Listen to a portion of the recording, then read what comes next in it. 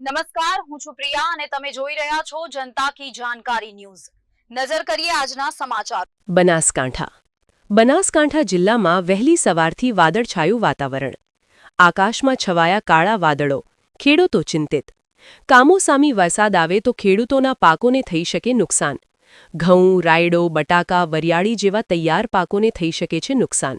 વાતાવરણના બદલાવથી ખેડૂતો મૂક્યા છે ચિંતામાં। અહેવાલ રિપોર્ટ ભરત ઠક્કર, ડીસા, બનાસકાંઠા।